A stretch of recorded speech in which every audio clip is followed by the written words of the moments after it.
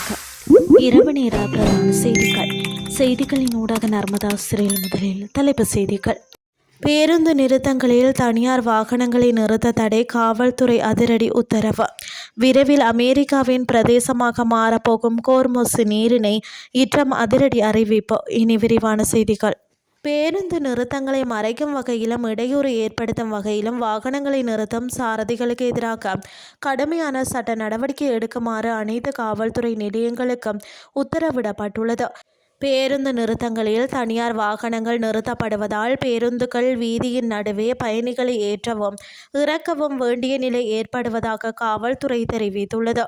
இதனால் போக்குவரத்து நெரிசல் ஏற்படுவதுடன் பயணிகளின் பாதுகாப்புக்கும் அச்சுறுத்தல் ஏற்படுகிறது. மாற்றுத்திறனாளிகளுக்கான சக்கர நாற்காலி வசதியுடன் கூடிய பேருந்துகள் சேவையில் இணைக்கப்பட்டுள்ள நிலையில் அவர்கள் பாதுகாப்பாக பேருந்துகளில் ஏறி இறங்குவதை உறுதி செய்யும் வகையிலும் இந்த நடவடிக்கை தீவிரப்படுத்தப்பட்டுள்ளது. இதன்படி பேருந்து நிறுத்தத்துக்கு 30 மீட்டர் முன்னதாகவும் அதன் வெளியேறும் பகுதியிலிருந்து 15 மீட்டர் வரையிலும் தனியார் வாகனங்களை நிறுத்த தடை விதிக்கப்பட்டுள்ளது. இந்த விதியை மீறும் வாகன ஓட்டுநர்களுக்கு எதிராக வீதி போக்குவரத்து சட்டத்தின் கீழ் கடுமையான சட்ட நடவடிக்கை எடுக்கப்படும் என காவல்துறை எச்சரித்துள்ளது. இனி வெளிநாட்டு செய்திகள்.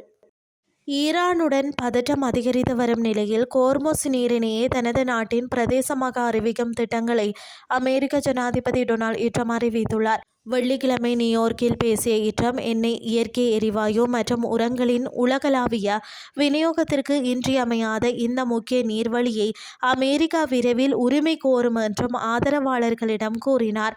மிக மோசமாக தோற்கடிக்கப்பட்டு வரும் ஈரானை நாம் தோற்கடித்த பிறகு மிக விரைவில் நான் கோர்முஸ் நீரிணையை அமெரிக்காவின் பிரதேசமாக அறிவிப்பேன் என்று ட்ரம்ப் சிரித்து கொண்டே கூறினார்.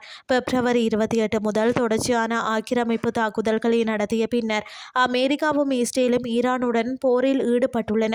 ஆனால் முன்னர் உலகளாவிய எண்ணெய் விநியோகத்தில் சுமார் 20% முக்கிய விநியோக மையமாக செயல்பட்ட அந்த நீர்வழி பாதை வழியான போக்குவரத்தை கட்டுப்படுத்துவதன் மூலம் ஈரான் பதிலளித்தது. போருக்கு முன்பு அந்த நீர்வழி பாதையில் எந்த கட்டுப்பாடுகளும் இல்லை. ஆனால் இப்போது அந்த நீர்வழி பாதையின் மீதான கட்டுப்பாடு அமெரிக்காவிற்கும் ஈரானுக்கும் இடையிலான போர் நிறுத்த பேச்சுவார்த்தைகளில் ஒரு முக்கிய முட்டுக்கட்டையாக உள்ளது. சமீபத்திய மாதங்களில் மீண்டும் சண்டை மூண்ட இடமாகவும் அது இருந்து வருகிறது. ஜூன் மாதம் போரில் இராணுவ நடவடிக்கைகளை நிறுத்துவதற்காக அமெரிக்காவும் ஈரானும் ஒரு புரிந்துணர்வு ஒப்பந்தத்தில் கையெழுத்திட்டன.